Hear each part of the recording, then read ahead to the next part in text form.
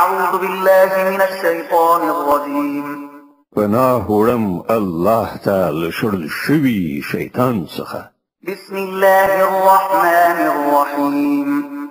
د الله په نوم چې ډېر زیات مهربان پوره رحم لرونکی دی. ولا تأكلوا مما لم يذكر اسم الله عليه وإنه لفسق وإن الشياطين ليوحون إلى أوليائهم ليجادلوكم وإن أطعتموهم إنكم لمشركون. او کوم څاروي چې د الله د نوم په اخیستلو نوي ذبح کړی شوي د هغه غوښه مه خورئ. دا کار فسق دی. شیطانان د خپلو ملګرو په زړونو کې شکونه او اعتراضونه اچوي تر څو چې هغوی له تاسې سره شخړه وکړي. خو که تاسې د هغوی اطاعت ومانه تاسې به په باوري توګه مشرکان یاست. أَوَمَنْ كَانَ مَيْتًا فَأَحْيَيْنَاهُ وَجَعَلْنَا لَهُ نُورًا يَمْشِي بِهِ فِي النَّاسِ كَمَنْ مَثَلُهُ فِي الظُّلُمَاتِ لَيْسَ بِخَارِجٍ مِنْهَا كَذَلِكَ زُيِّنَ لِلْكَافِرِينَ مَا كَانُوا يَعْمَلُونَ. آیا هغه څوک چې مخکې مړو بیا موږ ورته ژوند وباښه او هغه رڼا مو ورکړه چې د هغې په وړانګو کې هغه د خلکو په منځ کې د ژوند لاره وهي د هغه چا په څیر کېدای شي چې په ترږمیو کې غورځېدلی وي او په هیڅ شان ورڅخه وتونکی نه وي. د کافرانو لپاره په همدې توګه د هغوی کړه وړه ښایسته کړی شوي دي. وكذلك جعلنا في كل قرية أكابر مجرميها ليمكروا فيها وما يمكرون إلا بأنفسهم وما يشعرون. او په همدې ډول موږ په هر سیمه کې د هغې غټ مجرمان بوخت کړي دي چې هلته د خپل مکر او ټګۍ جالو غوړوي. اصلا هغوی د خپل ټګۍ په لومه کې په خپله نښتي دي خو له هغوی سره د دې شعور نشته.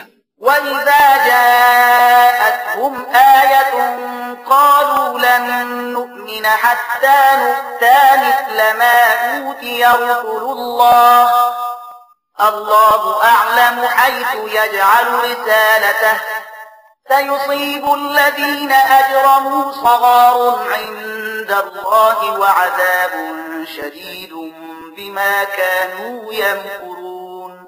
کله چې هغه ته کوم آیت راشي نو هغوی وایي مونږ به تر هغه پورې ونه منو تر څو چې په خپله مونږ ته هغه څه را نکړی شي چې د الله رسولانو ته ورکړی شوي دي. الله ډېر ښه پوهیږي چې چیرته خپله پیغمبري غوره کړي. هغه وخت نږدې دی چې د مجرمان د خپلو ټګیو په مجازات کې د الله په وړاندې له رسوایۍ یو سخت عذاب سره مخامخ شي.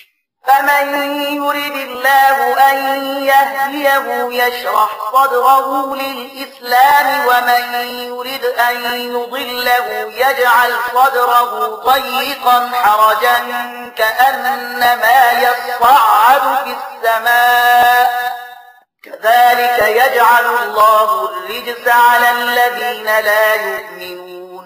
نو دا حقیقت دی چې الله د لارښودنې اراده وکړي د هغې سینه د اسلام لپاره پرانیزي او څوک چې وغواړي ګمراه کړي د هغې سینه تنګوي او داسې ساه بندیږي لکه چې د آسمان په لور پورته کیږي.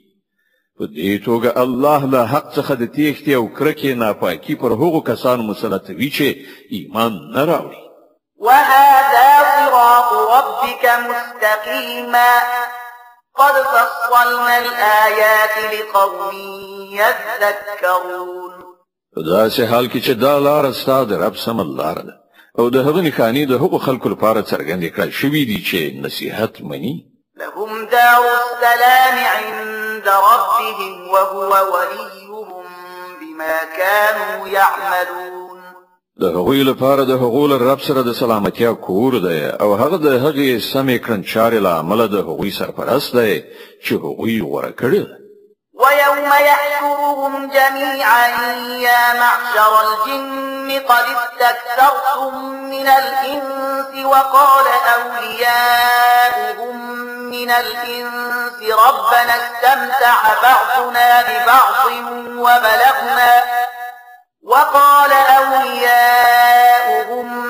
من الإنس ربنا استمتع بعضنا ببعض وبلغنا أجلنا الذي أجلت لنا قال النار مثواكم خالدين فيها إلا ما شاء الله إن ربك حكيم عليم.